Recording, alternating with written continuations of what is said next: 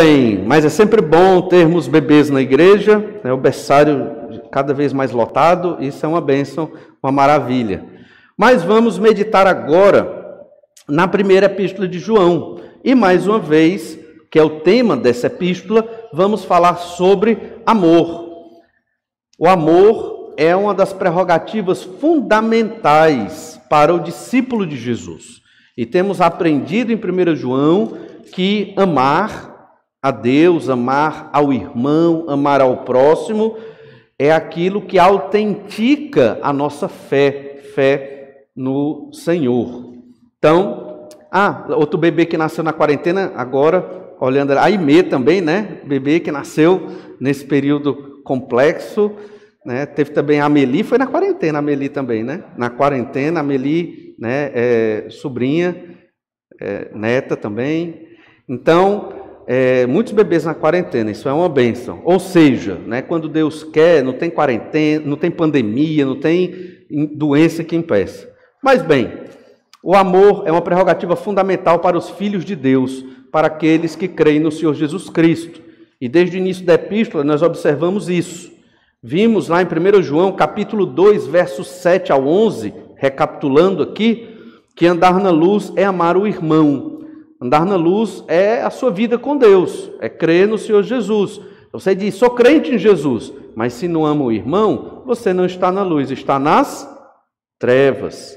1 João 2, 15 a 17 diz que temos que amar a Deus e não ao mundo. Vamos ver hoje, na meditação em 1 João capítulo 5, do verso 1 ao 5, que nós vencemos o mundo, porque somos filhos de Deus. Essa é a temática de hoje. Então tem tudo a ver com esse texto de 1 João 2, 15 a 17. Eu tenho que escolher, ou eu amo o mundo, ou eu amo a Deus. Amar o mundo significa o quê? Eu gostar do sistema de pecado do mundo. Eu me envolver com o sistema de pecado do mundo. Então tem um negócio muito esquisito no nosso país. A turma diz que é crente em Jesus, mas vive no sistema de pecado do mundo, nas obras do mundo, nas obras de pecado. Então, não pode, é esquisito. Essa epístola ela é muito importante para balizar a nossa fé, autentificar a nossa fé em Cristo, porque para muitos a fé é uma emoção, é um sentimento, é um estado. Não, a fé é exatamente uma transformação. Fomos transformados pela conversão em Cristo, no novo nascimento, e a partir daí tivemos fé. E esta fé é que nos conduz até hoje em comunhão com o Pai e com o Filho. Então, sem fé, não tem como viver a verdade de Deus hoje. Vimos também em 1 João 3, de 11 a 24, estou destacando os textos que têm a ver com o amor, diretamente o amor ao próximo. Vimos em 1 João 3, de 11 a 24, que amor aos irmãos deve ser prioridade em nossa vida. Amar a Deus, depois amar aos irmãos. E vimos um texto grande em 1 João 4, do 7 ao 21, que nós devemos amar porque Deus é amor. E duas vezes nesse texto, 1 João 4, do 7 ao 21, fala que Deus é amor. Deus não é um tipo de amor, uma forma de amor. Deus ele é a essência do amor. Se você pensa em amor, é Deus. Então Deus é amor. Nós adoramos o próprio amor que é Deus. E como é que ele provou esse amor? Veja, o amor de Deus não ficou só na emoção. Como é que Deus provou o amor? Enviou Jesus para morrer numa cruz pelos nossos pecados. E que prova enviou seu Filho para morrer numa cruz para nos livrar da condenação eterna. E hoje nós também vamos falar de amor, porque a epístola toda trata disso, mas vamos focar principalmente na vitória sobre o mundo, essa vitória que vence o mundo. É porque nós somos filhos de Deus. Ou seja, quem é crente em Jesus vence o sistema de pecado. Os crentes em Jesus não se subordinam à cultura de pecado. Se você é um crente em Jesus, você vai deixar qualquer prática de pecado que tenha a ver com o sistema ao nosso redor. E aí, cada um, lendo a sua Bíblia, orando ao Senhor, vai entender o que é característico de pecado do mundo e vai retirando da sua vida o mais rápido possível. Muitas vezes, nós criamos leis humanas. achando que isso é modelo de santidade. Mas erramos muitas vezes ao fazer essas leis. O modelo de santidade é eu amar a Deus, amar ao próximo e vencer uma cultura de pecado. À medida que isso acontece na nossa vida, nós vamos deixando as práticas mundanas que outrora praticávamos. E nós queremos observar isso hoje em 3 ensinos de João sobre os nascidos de Deus. Então, vence o mundo, vencemos o mundo. Por quê? Porque somos filhos de Deus. E ele vai chamar os filhos de Deus aqui de nascidos de Deus. Vamos ler então 1 João capítulo 5, versículo 1. 1 João 5, 1. Todo aquele que crê que Jesus é o Cristo é nascido de Deus. E todo aquele que ama ao que o gerou também ama ao que dele é nascido.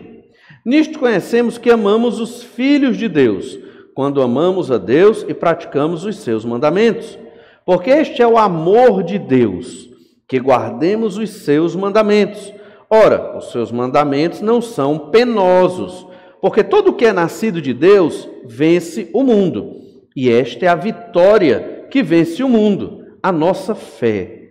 Quem é o que vence o mundo, senão aquele que crê ser Jesus, o Filho de Deus? Esses 5 versículos, eles resumem muito do que nós já estudamos, mas eles também focam no aspecto muito prático do amar a Deus, do amar ao próximo, que é exatamente essa vitória sobre o sistema de pecado. Todos nós estamos num processo de santificação, irmãos. Todos nós, talvez em alguns momentos, você tenha algumas coisas ainda do sistema de pecado no mundo na sua vida. E você tem que, à luz da Escritura, porque você tem que ler a Bíblia todo dia, você tem que perceber o que é que eu ainda tenho que é parecido com a sociedade de pecado, que é parecido com aqueles que vivem nas trevas, que não andam na luz. Igreja, literalmente, igreja é derivado de um termo grego que significa que foram chamados para fora, né? Ou seja, chamados para fora de onde? Do mundo, do sistema de pecado. A igreja é a comunidade dos salvos pelo sangue de Jesus. É um novo povo, diferente de Israel, um novo povo dos convertidos em Cristo, que tem uma nova cultura de namoro. Então, seu namoro, você que é crente de Jesus, não pode ter um namoro semelhante à turma do mundo. Não é, você é diferente por ser diferente. Não, você vai ser diferente porque a Bíblia ensina como deve ser o namoro do crente. Embora na Bíblia não tenha a terminologia namoro, nem houve naquela época algo parecido ao que tem hoje como namoro, mas existem os princípios bíblicos para o período pré-casamento. Então, isso é um exemplo. Outro exemplo, marido e esposa. Como é que o marido trata a esposa trata o marido? Não é como a turma do mundo. É como a igreja, os crentes em Cristo, e assim por diante. Tudo que nós formos fazer. Eu vou escolher uma profissão. Eu vou escolher a profissão por quê? Porque dá mais dinheiro? Não, esse critério é das trevas. Então quer dizer que não é para ganhar dinheiro na profissão? Não estou dizendo isso. Né? Todos precisamos de dinheiro para nos sustentar. Estou dizendo que você escolhe uma profissão, o crente em Jesus, que glorifica a Deus. É assim que você escolhe uma profissão, que glorifica a Deus, porque essa profissão vai ser o seu ministério também. Profissão não é só para ganhar dinheiro, é para servir a Deus no meio do povo.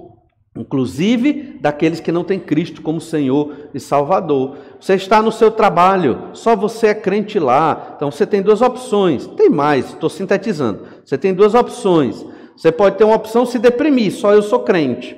Serei perseguido, vou viver triste nesse trabalho. Tem a segunda opção. Eu sou luz no meio das trevas, vou brilhar. Vou brilhar. Como? Obviamente me apego ao Senhor e na possibilidade que me couber, eu vou apresentando o Evangelho e vou amando aquelas pessoas, de modo que elas vão começar a perceber a luz de Jesus através da minha vida. É assim que funciona. Então nós temos que vencer o mundo, porque somos filhos de Deus. A igreja, ela é separada das trevas, separada da cultura de pecado ao nosso redor.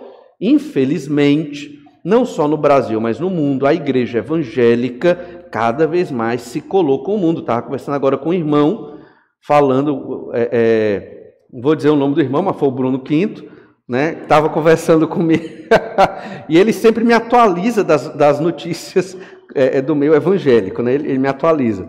Aí estava dizendo que tem grandes shows evangélicos com aqueles cantores renomados, né? Mas que depois do show, o cantor vai lá se prostituir, fazer pecados horríveis. Estava cantando música evangélica, depois prostituição. Já pensou? Pois é, acontece demais. Ou cantores que não deram certo no meio secular vão para o meio evangélico para ganhar dinheiro, não é verdade? E aí viver disso, e na verdade não tem nenhum compromisso com Deus, nem com a verdade, mas acaba, não vou nomear ninguém aqui, mas acredito que os irmãos que conhecem essas coisas sabem. Perceba então, cada vez mais a igreja entrando nesse sistema das trevas. Então nós não queremos isso e vencemos o mundo porque somos filhos de Deus, crentes no Senhor Jesus Cristo. 3 ensinos de Jesus sobre esta verdade. O primeiro desses ensinos está no verso 1, é que os nascidos de Deus amam a Deus e ao próximo. Então, para vencer o mundo, você tem que amar a Deus e amar ao próximo. E quem consegue, os nascidos de Deus, é o que lemos no verso 1. 1 João 5,1 novamente. Todo aquele que crê que Jesus é o Cristo é nascido de Deus. E todo aquele que ama ao que o gerou, também ama ao que dele é nascido. João passou a epístola toda falando sobre isso, mas aqui ele repete de novo. Todo aquele que crê que Jesus é o Cristo é nascido de Deus. O nascido de Deus é um filho de Deus. Passou pelo novo nascimento. É muito claro, você tem que crer em Jesus para nascer de novo. Não tem outro caminho, não tem outro meio. Você está aí sentado dizendo, pastor, já sei tudo isso. Isso aí é muito simples, né? Isso eu já conheço faz tempo, então vamos lá, coisa nova, né? Irmãos, essa epístola foi escrita para crentes antigos, crentes na Ásia Menor, que já conheciam bem estas verdades, mas são verdades que nós temos que sempre estar martelando na nossa mente, porque crente é quem crê em Jesus, é quem tem uma vida transformada pelo Senhor Jesus Cristo. Esse é um nascido de novo. E aqui vamos falar características sobre os que nasceram novamente. Na epístola aqui de João, ele deu várias características para os filhos de Deus, os que nasceram de novo. Nascer de novo significa o quê? Significa que você não mudou de religião somente. Às vezes chega uma pessoa e diz, pastor, eu quero entrar na sua igreja. Aí eu não quero ser assim uma pessoa seletiva, mas algumas vezes eu já disse, peraí, não é bem assim, né? Você já crê em Jesus como seu Senhor e Salvador? Você confessou a sua fé? E aí vamos conversando, porque às vezes a pessoa quer só mudar de igreja. Eu quero mudar de igreja, eu era de uma igreja tal, eu quero ir para a sua igreja. Bem, mas você é crente no Senhor Jesus Cristo? Isso é muito importante, é fundamental. Os nascidos de Deus, eles têm uma característica, eles praticam a justiça de Deus. Olha 1 João 2,29. 1 João 2,29. Se sabeis que ele é justo, reconhecei também que todo aquele que pratica a justiça é nascido dele. Todo aquele que pratica a justiça é nascido dele. Então, ser justo, que é um atributo de Deus, é uma característica dos crentes. Só que ser justo aqui não tem muito a ver, não tem a ver somente com você ser correto nas suas atitudes.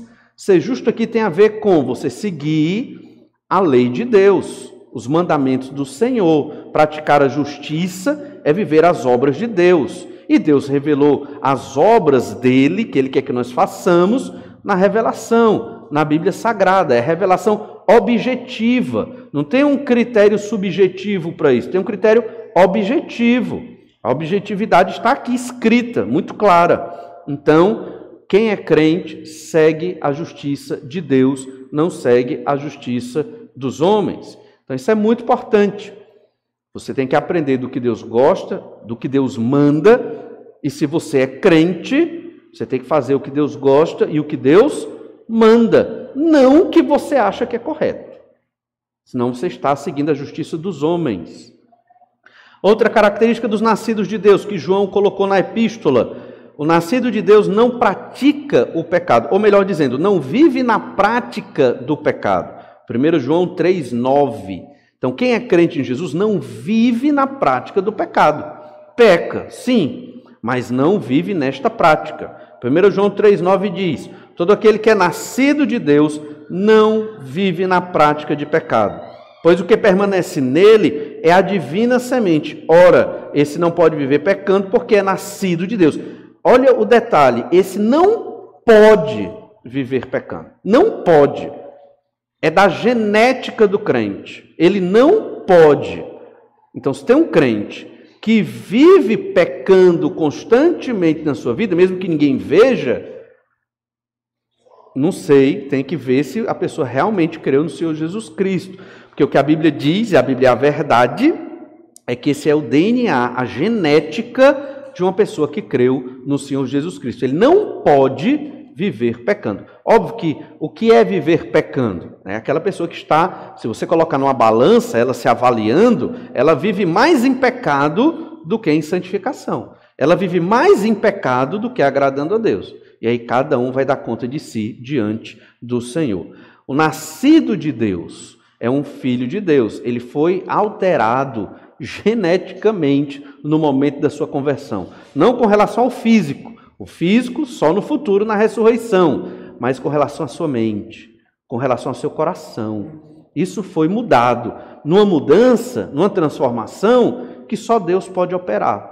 Então não foi um pastor, não foi um missionário, não foi uma igreja que mudou a sua cabeça, como alguns pensam, né? Os crentes fizeram lavagem cerebral. Não foi. É o poder de Deus, o Espírito Santo de Deus, que age na vida do pecador, daqueles que Deus quis, que foram chamados para ser dele, atingidos pelo sangue do Senhor Jesus Cristo. Houve uma mudança de mente. E nessa mudança de mente, aquele que é nascido de Deus não pode viver pecando. Esse é o critério para nós vermos quem nós somos, para nos avaliar como filhos de Deus. Ainda em 1 João 5,18, diz assim: sabemos que todo aquele que é nascido de Deus não vive em pecado. Antes, aquele que nasceu de Deus o guarda, e o maligno não lhe toca. O maligno não pode mexer em nós, a não ser que Deus permita, mas não pode mexer na nossa mente. Nós somos guardados pelo Senhor, selados pelo Espírito Santo de Deus, e como nascidos de Deus, não vivemos em pecado.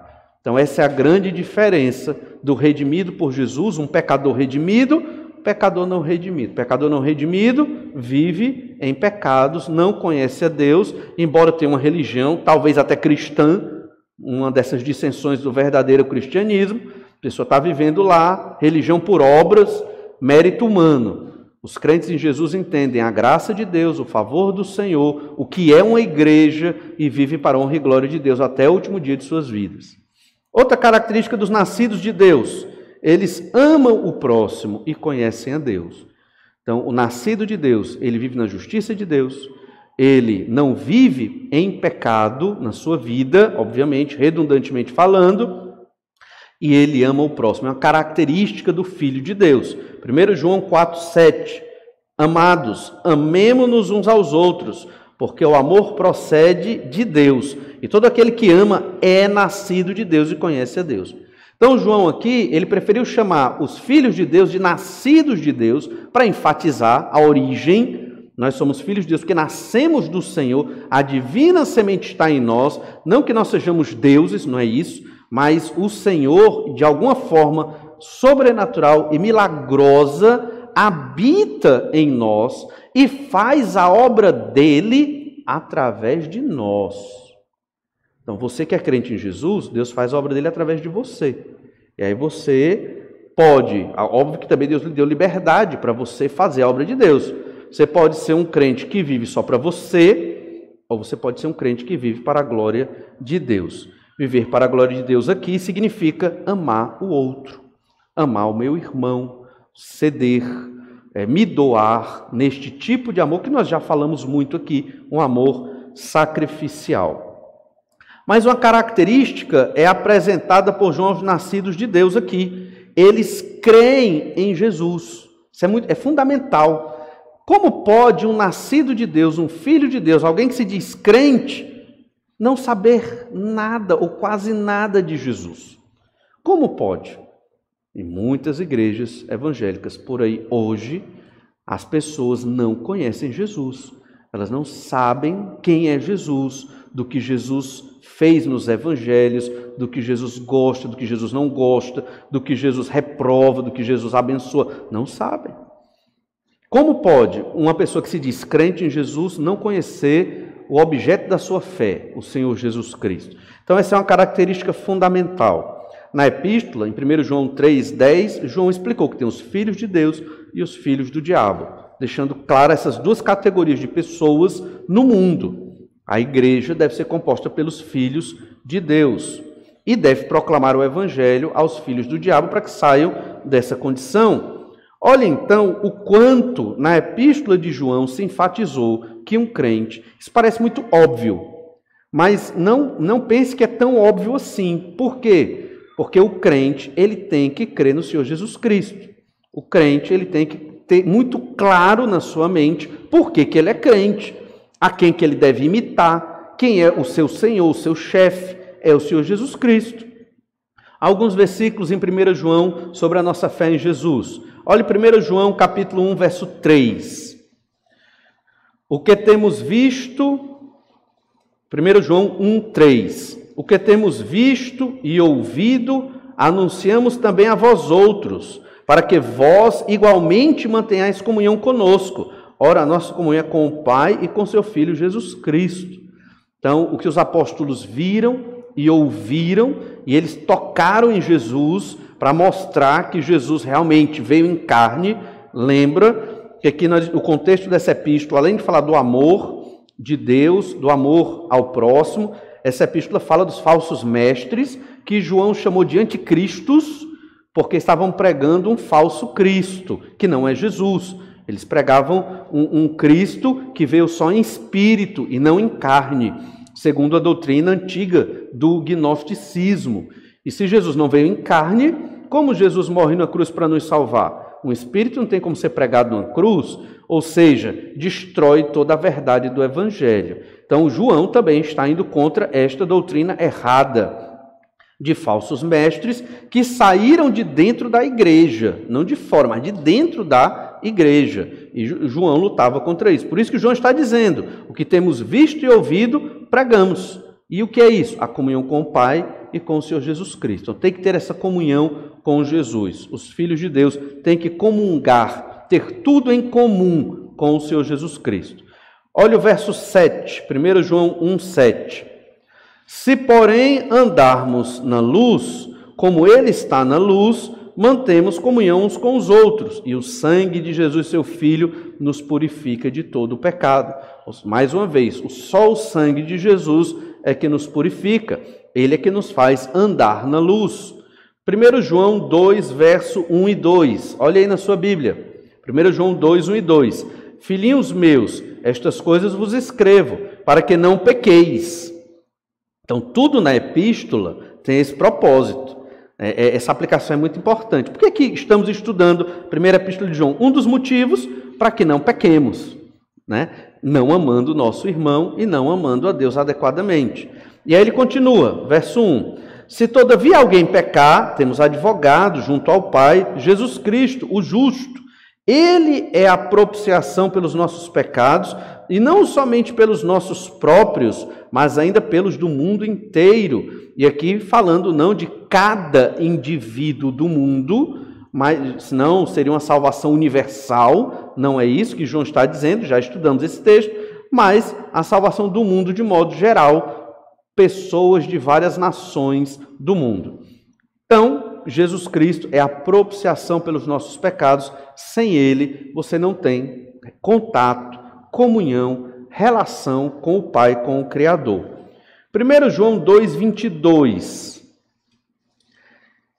Quem é o mentiroso, senão aquele que nega que Jesus é o Cristo? Este é o anticristo, o que nega o Pai e o Filho. Então, negar Jesus como Senhor e Salvador é uma característica de ser anticristo. Então, tudo que João está dizendo aqui é mostrando que os verdadeiros cristãos recebem Jesus como Senhor e Salvador de suas vidas.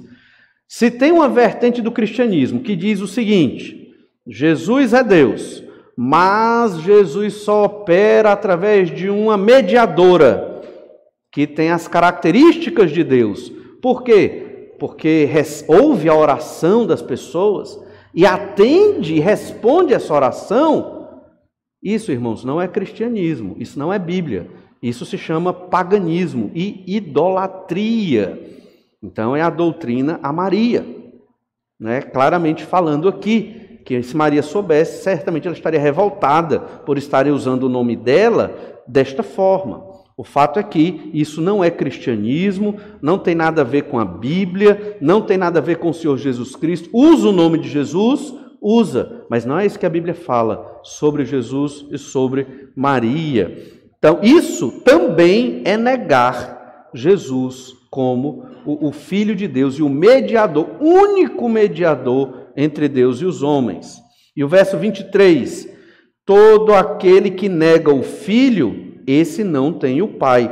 Aquele que confessa o Filho tem igualmente o Pai. O crente é quem confessa Jesus como seu único Senhor e Salvador, não necessitando de outro ser humano para mediar sua relação com Deus, exceto Jesus, que é Deus homem, que veio a este mundo, morreu na cruz pelos nossos pecados. Qualquer outra igreja que se diga cristã ou outra doutrina, que é uma vertente aí do cristianismo geral ou nominal, que prega isso, não tem nada a ver com a Bíblia. Só Jesus é o mediador, só Jesus é o Filho de Deus. Veja que numa epístola como essa, não houve nenhuma defesa de Maria ou de nenhuma outra personalidade. Lendo todo o Novo Testamento, nenhuma defesa dessa existiu. Se você observar bem, de modo muito, até superficial, você vai perceber que só por Jesus é que você encontra a salvação. Não é por igreja, não é por pessoa. Ah, pastor, mas nós sabemos disso. Pois é, sabemos tanto que a maior parte das igrejas evangélicas desconhece estas verdades hoje. Boa parte. A turma vai na igreja buscando prosperidade, não buscando fé no Senhor Jesus Cristo. Ainda, 1 João capítulo 4, verso 2. Nisto conheceis o Espírito de Deus. Todo espírito que confessa que Jesus Cristo veio em carne é de Deus. E todo espírito que não confessa Jesus não procede de Deus. Pelo contrário, este é o espírito de anticristo, a respeito do qual tendes ouvido que vem e presentemente já está no mundo. Então, o espírito de anticristo não confessa Jesus, nem que veio em carne, e não confessa Jesus como o Filho de Deus. E o verso 15, 1 João 4,15, diz: aquele que confessar que Jesus é o Filho de Deus, Deus permanece nele e ele em Deus. Esse confessar aqui é confessar com a boca. Ninguém crê em Jesus e fica escondido. Não é sociedade secreta aqui, né? A gente professa publicamente. Então, quem confessa Jesus como seu Senhor e seu Salvador, esse permanece em Deus e Deus permanece nele. É cíclico, é uma comunhão cíclica. Eu tenho comunhão com Deus e Deus tem comunhão comigo, da mesma forma com você, porque você confessou Jesus como seu Senhor e Salvador. Então, nascer de novo implica crer no Senhor Jesus Cristo. E aqui ele está falando dos nascidos de novo. Quem não creu em Jesus não é nascido de novo, não tem a salvação, não tem comunhão com Deus. Pode até se dizer evangélico, pode até dizer que, mas eu sou membro da igreja tal e da igreja tal. Tudo bem, creu no Senhor Jesus como Senhor e Salvador? Por isso, quando chega um novo membro na nossa igreja, mesmo advindo de outras igrejas, a preocupação do conselho da igreja é ouvir o testemunho desse irmão, saber se realmente ele creu no nome do Senhor Jesus Cristo. E essa é a pergunta, essa é a entrevista que é feita com os pastores e diáconos para qualquer novo membro. A pergunta é essa: como foi a sua conversão? Como foi que você creu no Senhor Jesus Cristo? E a outra pergunta é: como é que você chegou aqui na nossa igreja? Por que você quer congregar, participar desta igreja? Ela é uma igreja tão diferente das outras, né? Por que esta? E a pessoa explica lá o seu testemunho. O Novo Testamento todo fala sobre a fé no Senhor Jesus Cristo, fala sobre os filhos de Deus serem filhos de Deus porque confessaram Jesus como Senhor e Salvador. E no Evangelho de João, capítulo 1, verso 12, texto que muitos têm até decorado, diz assim: mas a todos quantos o receberam, deu-lhes o poder de serem feitos filhos de Deus, a saber, aos que creem no seu nome. Então, Então, só é filho de Deus quem recebeu Jesus como seu Senhor e Salvador, quem creu no seu nome. Você não pode ser filho de Deus de outra forma. João capítulo 3, verso 3. A isto respondeu Jesus, falando com Nicodemos, o fariseu. A isto respondeu Jesus: em verdade te digo, se alguém não nascer de novo, não pode ver o reino de Deus. Não tem como ver o reino de Deus na eternidade, se não nascer de novo, se não crer no Senhor Jesus Cristo. Crer no Senhor Jesus implica em quê? Romanos 10, verso 9 e verso 10. Se com a tua boca confessares Jesus como Senhor, e em teu coração creres que Deus o ressuscitou dentre os mortos, serás salvo. Porque com o coração se crê para a justiça, e com a boca se confessa a respeito da salvação. Esse versículo, esses dois versículos, Romanos 10, 9 e 10, você deve ter sempre marcado na sua Bíblia, para quando você pregar o Evangelho para alguém, para você mostrar o que é necessário na prática para eu crer em Jesus, me arrepender dos meus pecados e em fé confessar Jesus como o Senhor da minha vida. Você tem que fazer isso de coração, com a sua boca, orando, pedindo a Jesus para que o Senhor Jesus lhe salve.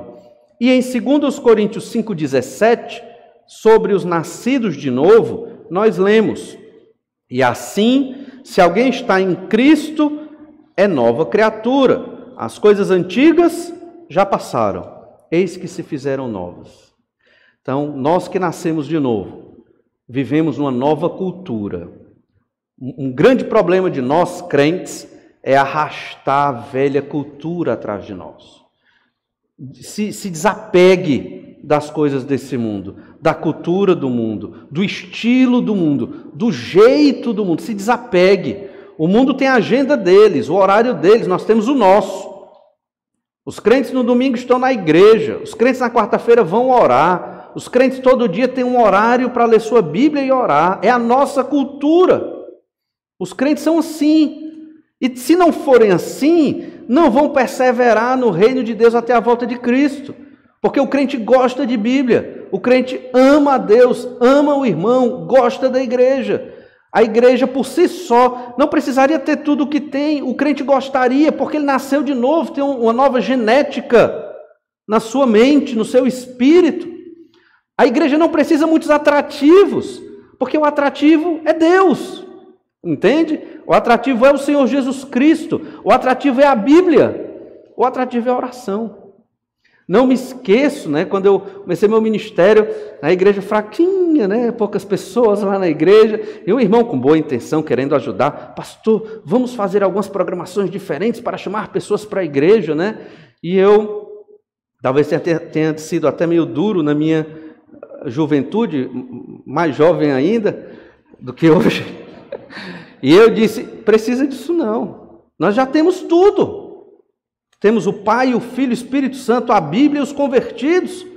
Que outro atrativo? Se eu fizer um atrativo para chamar as pessoas para essa igreja, eu não vou formar uma igreja, vou formar um clube. Eu não estou dizendo que é errado a gente ter um almoço, um café da manhã, ou um retiro, isso é muito bom. Mas isso não é atrativo para chamar pessoas para se converter.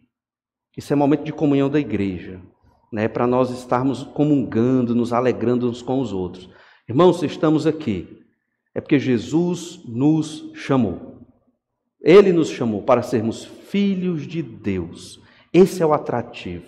O Filho de Deus, ele não gosta do pecado, ele gosta da Escritura, ele vibra com as verdades de Deus, ele ama Deus e o que Deus gosta. E quando ele lê na Bíblia o que Deus gosta, ele diz: rapaz, olha, é isso que eu tenho que fazer, eu não estou fazendo o que Deus gosta. E ele começa a trabalhar, a batalhar, a lutar para agradar a Deus. O crente é assim. Então não precisa um estardalhaço enorme, não precisa grandes atividades ou programações mirabolantes, com todo tipo de efeito pirotécnico, né, dançarinas. Não precisa disso. Basta o simples evangelho do Senhor Jesus Cristo, que é poderoso para efetuar a mudança na vida dos crentes em Jesus.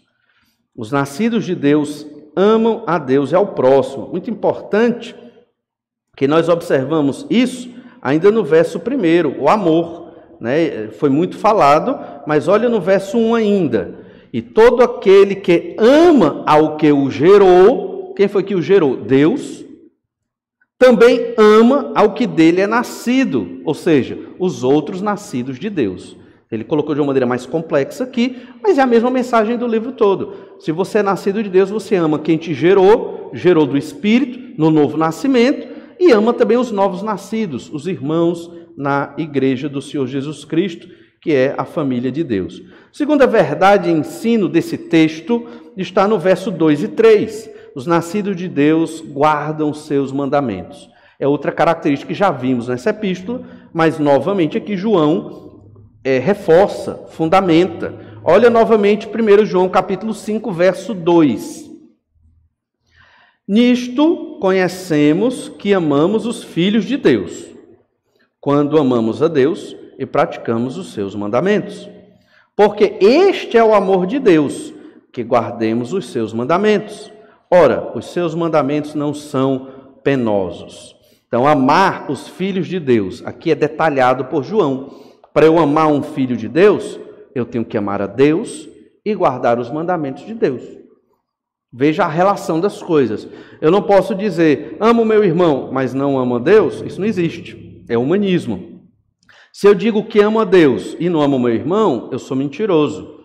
E no meio de tudo isso, eu tenho que obedecer a Deus. Guardar os mandamentos de Deus é o quê? Obediência. Lembra o que nós vimos nessa epístola desde o início? O dizer e o fazer.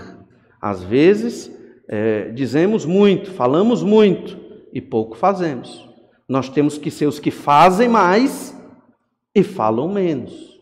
E fazer mais implica em quê? Amar a Deus e amar ao irmão. É o que nós lemos aqui. A guarda dos mandamentos de Deus é acrescentado nessa lógica espiritual. Há uma lógica espiritual aqui.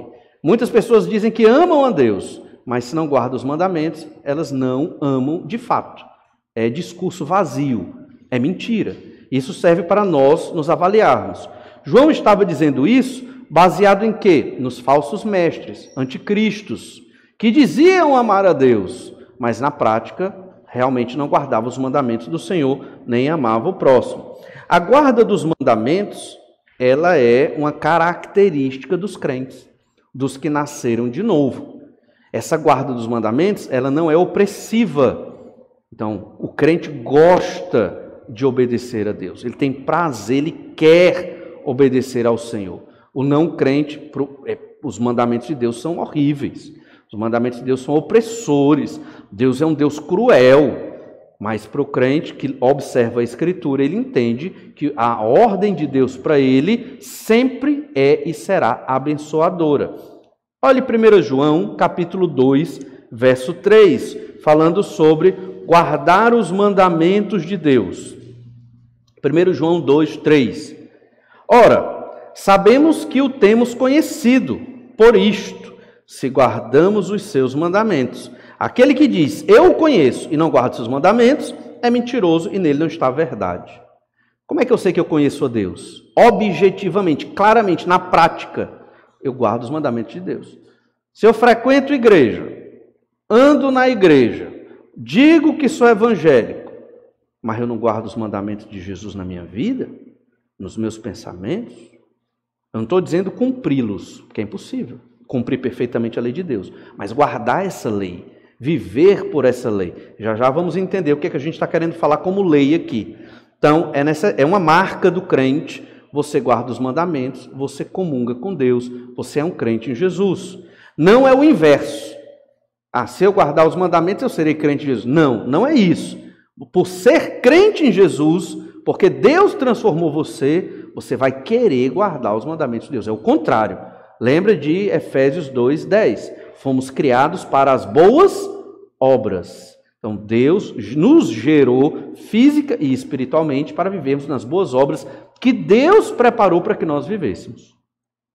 Olhe 1 João 3, 22, revisando o que é que João nos disse sobre guardar os mandamentos. 1 João 3, 22. E aquilo que pedimos, dele recebemos, porque guardamos os seus mandamentos e fazemos diante dele o que lhe é agradável. Guardar os mandamentos é agradável a Deus. O que é que Deus gosta? Que você obedeça a ele. Você o obedeça. Olha o verso 23. Ora, o seu mandamento é este. Ele vai especificar o mandamento. Que creiamos em o nome de seu Filho, Jesus Cristo, e nos amemos uns aos outros, segundo o mandamento que nos ordenou. Fé em Jesus, amar ao irmão, ao próximo, é o mandamento do Senhor. Amar a Deus e amar ao próximo. Os dois grandes mandamentos, Jesus ensinou, baseado no Antigo Testamento.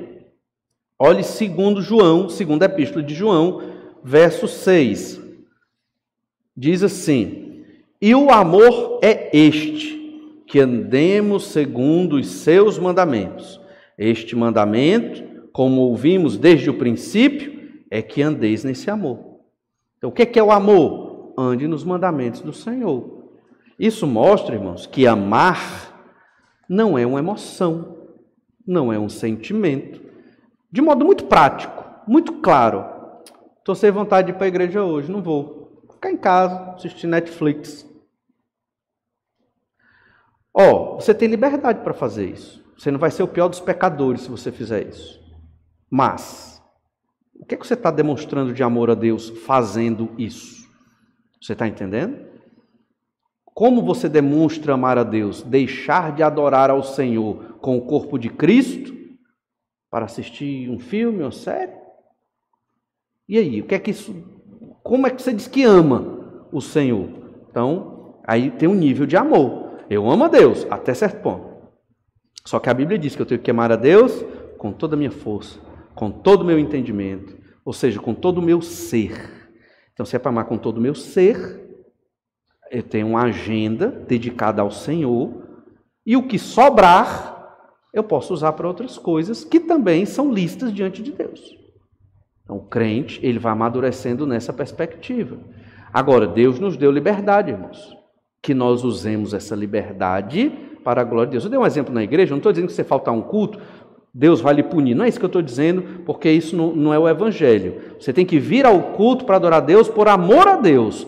Não por algum tipo de pressão aqui, mas porque você ama ao Senhor e entende o que Jesus fez na cruz pelos seus pecados. Mas isso se aplica a tudo na sua vida, tudo. Hoje eu não vou ler a Bíblia, estou cansado. Aí vai lá para o Netflix. Vou acabar com o Netflix hoje, né? Vai lá para o Netflix.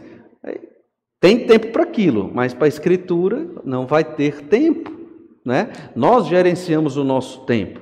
Então lembre-se disso. Como é que eu sei que eu amo a Deus? Não é baseado na emoção do culto, da música bonita, né, do momento de oração, da mensagem. Não. Eu amo a Deus quando eu obedeço os mandamentos do Senhor. É mais fácil obedecer a Deus na igreja, aqui no culto, todo mundo junto, do que obedecer a Deus no dia a dia, no trabalho, na universidade, na escola. É mais difícil obedecer ao Senhor. Então, lembre-se disso. O amor a Deus não cai nessa subjetividade. O amor a Deus é algo objetivo. E então, aqui nós temos uma referência aos mandamentos do Senhor, a guarda dos mandamentos, nesse texto que acabamos de ler, de 1 João, versículo 2. Nisto conhecemos que amamos os filhos de Deus, quando amamos a Deus e praticamos os seus mandamentos. Porque este é o amor de Deus, que guardemos os seus mandamentos. E os mandamentos de Deus, conhecidos na Escritura, é a lei de Moisés. Nós temos os 10 mandamentos. Os 10 mandamentos são as 10 palavras, são o índice da lei, como se fosse um índice de um livro, e a lei de Moisés possui 613 mandamentos. Nós não precisamos obedecer todos os mandamentos da lei de Moisés, porque a lei de Moisés foi para Israel, mas nós temos que obedecer os princípios desses mandamentos. Então nós temos lá em Êxodo 20, do verso 1 ao 17, esses mandamentos, os 10 pelo menos.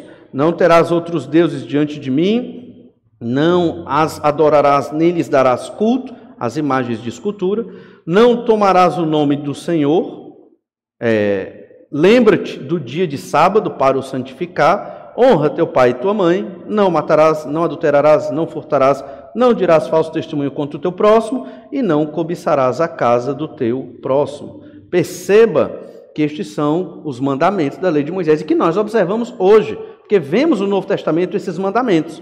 Mas existem outros mandamentos muito específicos para a igreja, como, por exemplo, em Mateus 28, verso 18. Jesus, aproximando-se, lhes falou, dizendo: toda autoridade me foi dada no céu e na terra. Ide, portanto, fazer discípulos de todas as nações, batizando-os em nome do Pai, do Filho e do Espírito Santo, ensinando-os a guardar todas as coisas que vos tenho ordenado, e eis que estou convosco todos os dias até a consumação do século. O mandamento aqui não é ir, embora o verbo no português está no imperativo é o ide, mas o mandamento aqui é: faça discípulos, ensine o que eu deixei para vocês, batize os novos convertidos. Esses são os 3 mandamentos que nós temos aqui, ordens de Jesus para a igreja. Então nós temos que, como é que eu mostro que eu obedeço a Deus? Fazendo discípulo para Jesus, ensinando o evangelho para os novos convertidos, fazendo o trabalho do discipulado e pregando o evangelho, ensinando tudo o que o Senhor Jesus deixou para nós. Aí tem um detalhe no final do versículo 3. Ora, os seus mandamentos não são penosos. E é interessante que, principalmente adolescentes e jovens, acham que alguns dos mandamentos de Deus são penosos. Penoso aqui, a palavra é pesado, opressivo.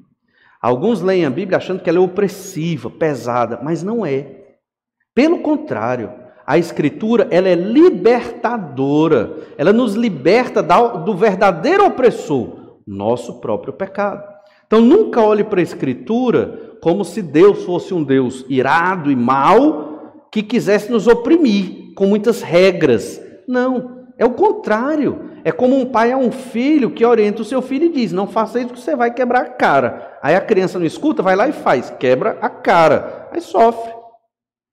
Então Deus é este Pai, obviamente, todo-poderoso e soberano, que tudo que o Senhor deixou para nós na Escritura é para o nosso bem. E toda vez que não fizermos, vamos colher o prejuízo disso.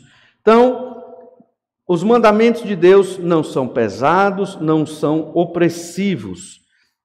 Interessante que Jesus falou sobre isso nos Evangelhos. Lá em Mateus, capítulo 23, verso 4, o Senhor falou sobre a prática dos fariseus, o quanto eles transformaram a palavra de Deus em mandamentos humanos. E aí nós temos que ter muito cuidado, irmãos. É muito comum igrejas transformarem palavra de Deus em mandamentos humanos que não existem. Lá em Mateus 23, 4, nós lemos assim: atam fardos pesados e difíceis de carregar, e os põem sobre os ombros dos homens. Entretanto, eles mesmos nem com o dedo querem movê-los. Os fariseus criaram leis humanas que nem eles mesmos cumpriam.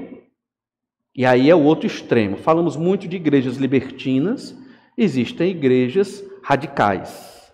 Igrejas que, quando terminar essa onda de máscara de pandemia, vão adotar como veste para as mulheres usar a máscara, né? Porque é indecente a mulher estar com o rosto descoberto. Isso foi a brincadeira, né? Mas tem igreja que coloca a roupa que a mulher tem que usar. Está lá, o modelo da roupa, a foto, no quadro de avisos. Vamos fazer isso aqui na Igreja Batista Manancial. Botar lá, ó, você tem que usar um vestido desse jeito aqui. Absurdo.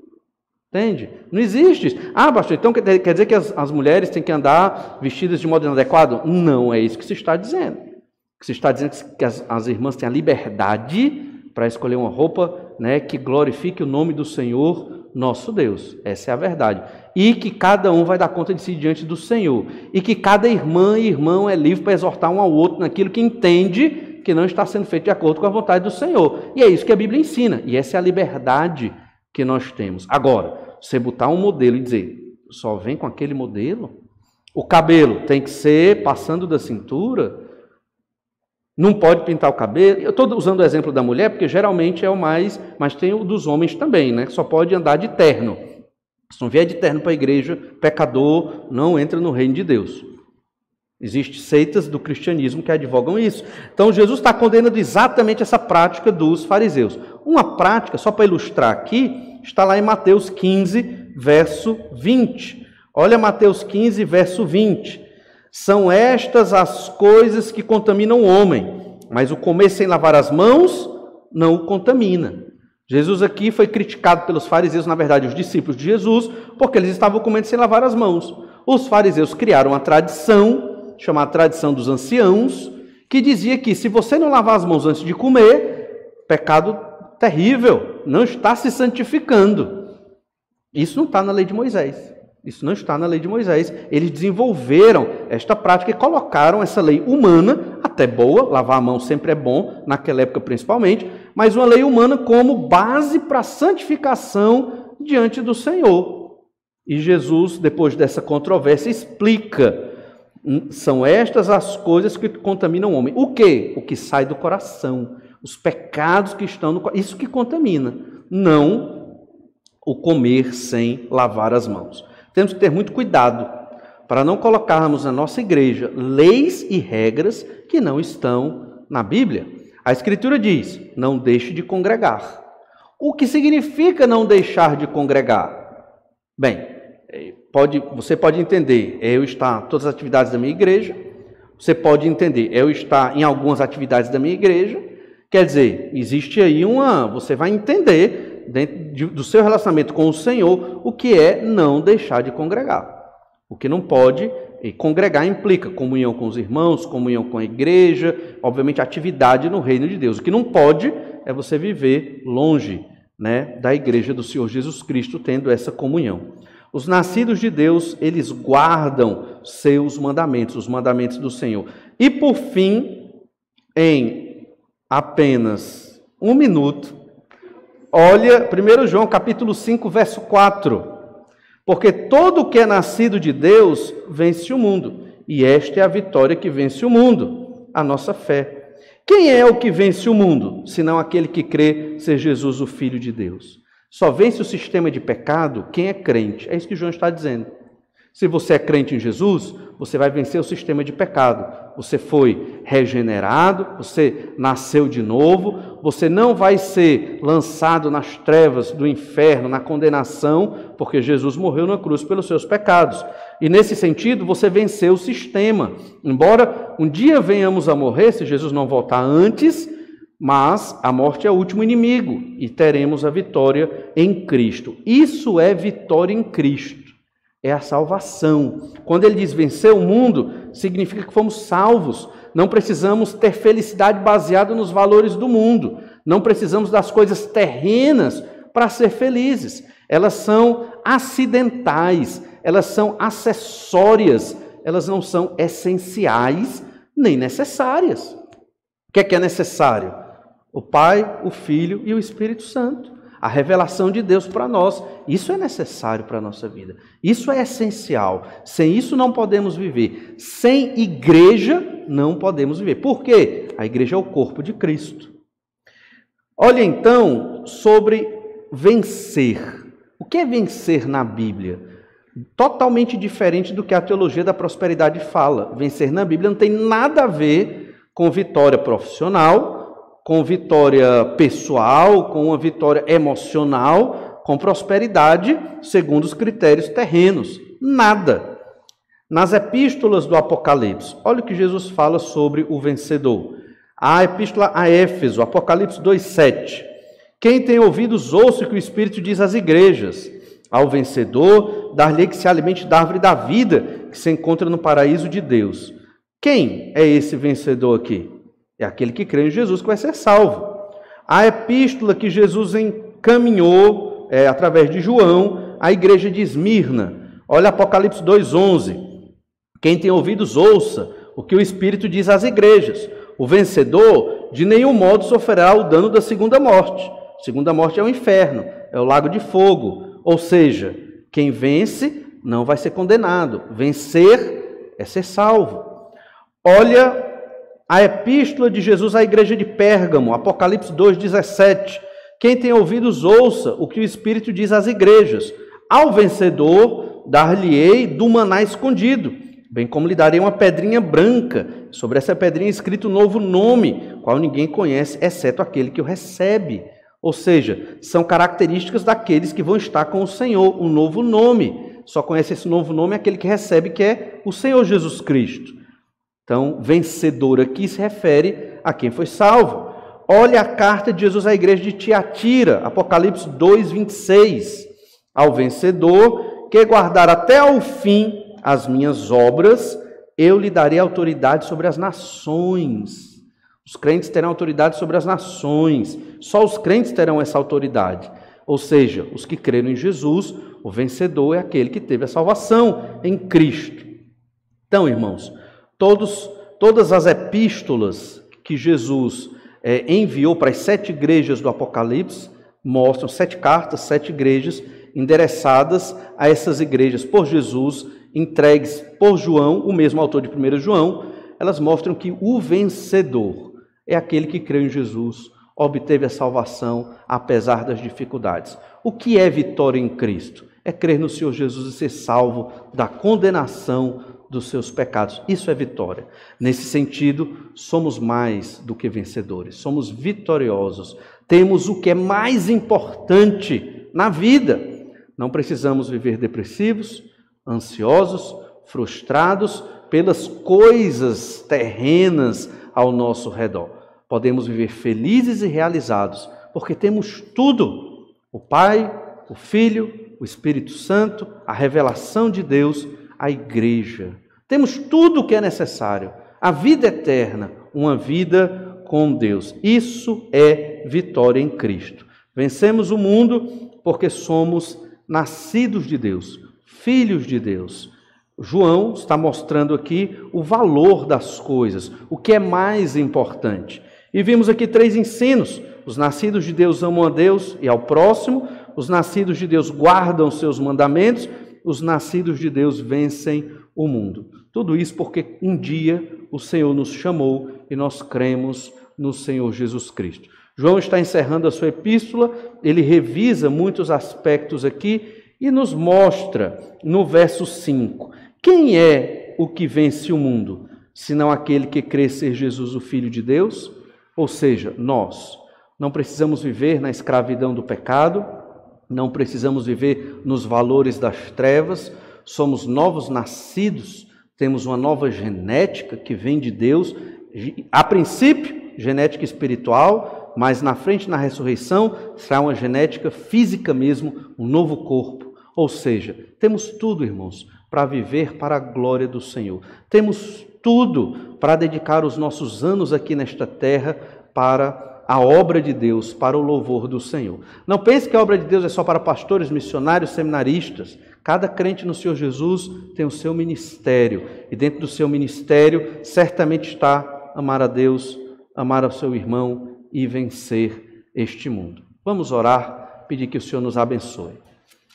Te agradecemos, Senhor, por tua graça e misericórdia, pelo teu tão grande amor para conosco. Obrigado, Pai amado, porque o Senhor nos mostra na tua palavra de modo tão claro o que é ser um cristão, o que é viver para ti, o que é o amor a ti na guarda dos teus mandamentos, o que é, Senhor Deus, amar o próximo, tudo o que é relevante para uma vida que te agrada, para uma vida realizada e estabilizada nesse mundo de trevas e cheio de pecados. Pai amado, felizmente alguns de nós, da tua igreja, estão tão amarrados às coisas deste mundo que nem percebem. Alguns crentes de longa data, tão acostumados a uma frieza espiritual, Senhor, que nem percebem o quanto estão mundanizados e secularizados. Tem misericórdia de nós, Pai amado, transforma e purifica a tua igreja. Senhor Deus, que esta pandemia sirva para a purificação da tua igreja, para nós nos apegarmos mais a ti, temermos mais ao Senhor, termos mais tempo de oração e de leitura da tua palavra. Pai amado, que não estejamos nos fragilizando e permitindo deixar de viver para ti e de te servir por causa das questões terrenas. Nos transforma mais e mais, é o que nós te pedimos, para sermos esses filhos que o Senhor tem prazer, esses filhos que te agradam. Esse é o nosso pedido em oração no nome do Senhor Jesus Cristo. Amém.